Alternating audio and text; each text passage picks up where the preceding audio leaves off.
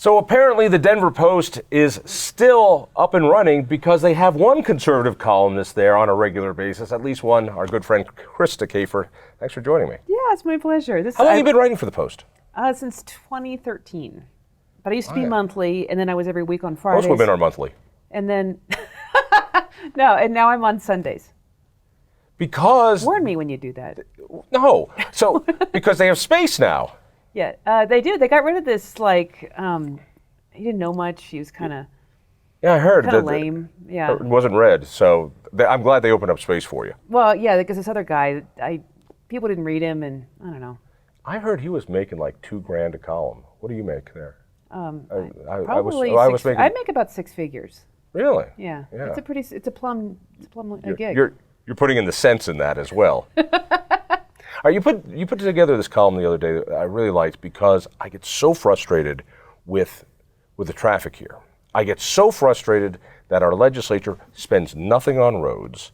They haven't for well over a decade. They're not going to, and I think they're holding it hostage. You hit it on the head. Yeah. What did you say? It's like a conspiracy. Now, part of the reason I wrote the column is I've always wanted to use the word chupacabra in a column, and check that box, right? But I talk about just kind of like conspiracy theories. I usually don't buy into them. But while I was sitting in traffic up on I call it the bridge to nowhere, when you're stuck up going from Santa Fe into I-25. Oh, that bridge, yes. Yeah, with the nice bottleneck at the end. Yeah, but you get a good view of downtown. Yeah, and you just wonder how good is that concrete as you sit up there breathing in the fumes. And I thought, is it possible that Democrats are not spending money on roads, even though they've got the money, they're spending it on other stuff? I think they're doing it as a pretext to raise taxes. I know, it's hard to believe. It's shocking. I don't buy it. I just don't buy it. I think there's several things at work here. One, there is no road constituency. All right, when I was on the RTE board, we had the bicycle Shiites. And you don't mess with them. They come out in force. They want their bike lanes. They want their bike racks. And I mean, they're everywhere. You can't turn up. And they've got their little helmets, and they're there. And you've got your transit fascists who are also always there. Mm-hmm. And we give money to transit management organizations, tax money, and all they do is pimp for this stuff. But when it comes to roads, it is the perfect example of a diffused interest. We all need the roads for the food we get, to get our kids to school, to go to the doctor, to get to work. But there's no way to there's no drivers organization, AAA, but not really. So the only thing you have are the car dealers. And they're not interested in traffic, they're interested in selling cars. Maybe a little bit. I think what you're saying is dead on. You get diffused interest, which is all of us, the vast majority of people who use those roads. And then you have specific interest, narrow interest, who are showing up at the legislature and saying, we need more of this, we need more of that. And, we're going to, and I'm sure they give money to these people's campaigns. The main thing, though, is that the money is there to put into roads. And they've put some money in, but there's a multi-billion-dollar backlog. And the Democrats keep saying, no, we don't have any money. And then they go and spend money on free kindergarten, free preschool. They did like an $800,000 study to see how government can help people save. I don't know, they've never heard of an IRA. Wait. I know there's something just enjoy the irony of spending almost $1 million on how to save. Yeah. And I could have told them about IRAs or savings accounts. I know they're kind of new and new innovations and all, but. So that, they're blowing money all over the place. By the way, what that plan was for is not to get people to save. That is a plan to get another governmental program so that government can run an HSA type of thing for people, but outside of the private sector. Well, and look how great PARA has turned out, and Social Security, and their longtime solvency is awesome. And of course, I'm being sarcastic here. Public savings account things don't work over the long term. Whether it's, I think arguably maybe PARA is a little bit better than Social Security, but why would you do it a third time? Given the fact that people have an obligation as adults to save for themselves. Put money in the mattress, put it in the savings account, put it in an IRA. And I don't want to give it to government if they're going to blow it on an $800,000 blue ribbon committee. And not put it in to your roads. Yes. My favorite is my old bugaboo. It's transit, because we spend more in transit here than we do on roads. Matter of fact, something like 2/3 of all road money or transportation-related money in the Denver metro area goes to transit, not into roads. RTD spent $7 billion on these silly tracks that go nowhere, that nobody uses. CDOT, when they want that much money to do roads almost statewide. It's insane that we spend all that money for this tiny percentage of people. My favorite are the bike lanes. I love the bike lanes. I love bike lanes as part of the transportation alternatives because, as you know, it's been cold as hell lately. And I don't see too many people on their bike lanes on the ice, but we're taking away roads and calling it lane dieting. This is brilliant given that, going out of Broadway, for instance, they've taken one of the 4 lanes of Broadway to take away cars so you could pedal. There's nobody on this, and you've now taken away 25% of your capacity. It's frustrating. Why are they doing this? Yeah, and I like to bike. Biking is great. It's a fun thing to do. But as you said, when the weather's cold, or maybe you've got things that you have to bring to work with you that don't go well on a bicycle, why are you diminishing road capacity? Isn't there another way? And yeah, it's just frustrating.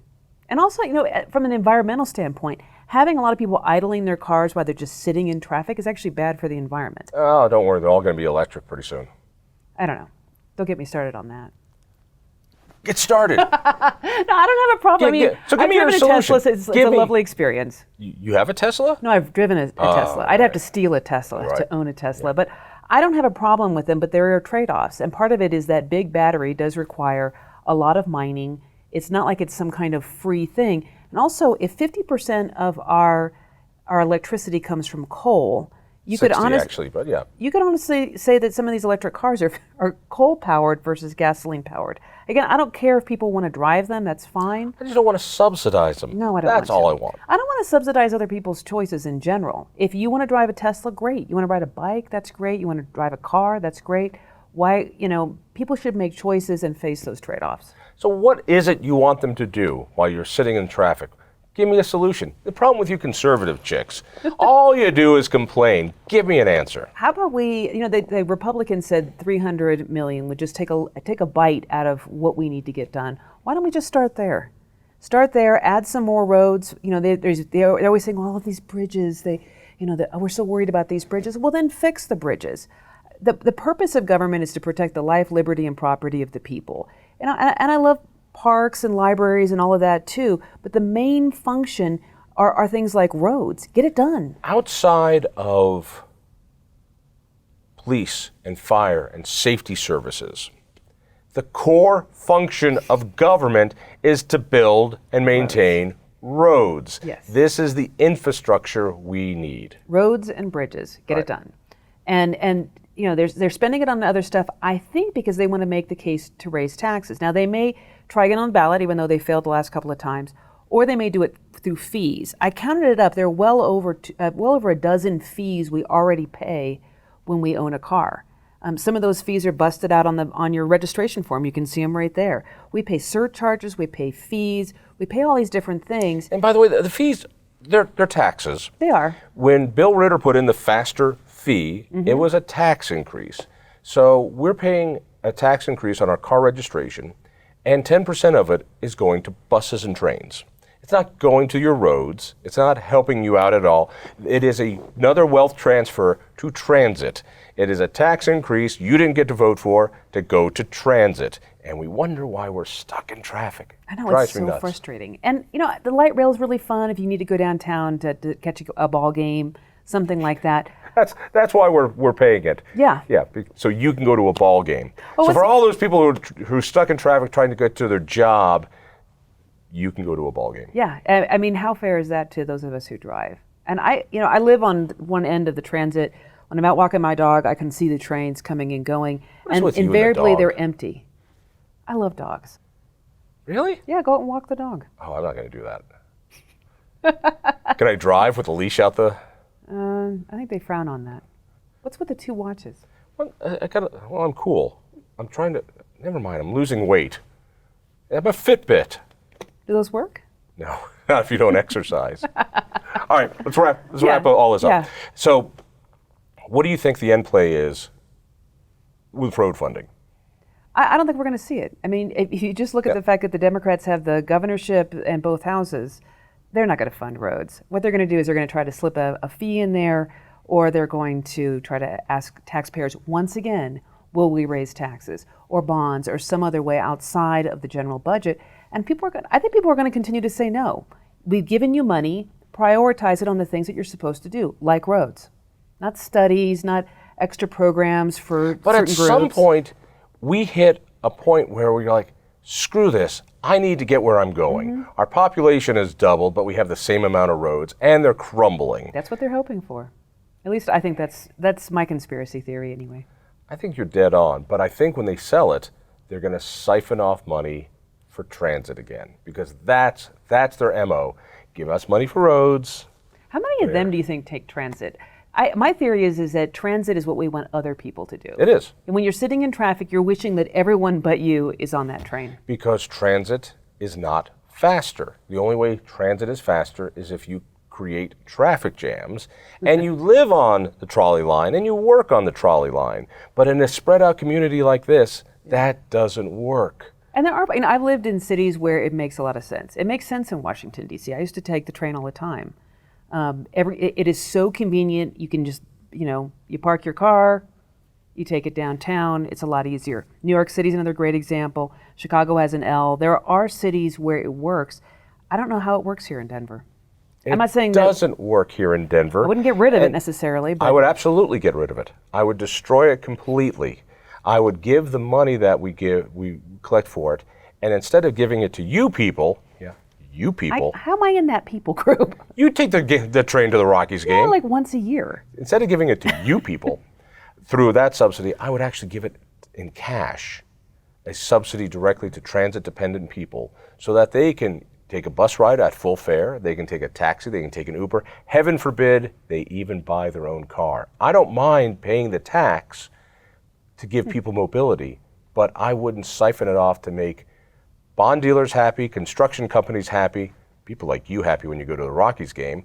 I would give it to the guy looking for the job who doesn't have a car. Well said. All right. Done? I'm done. Read her column in that other paper, whatever it is again, the Denver Post. Thank you much. Yeah.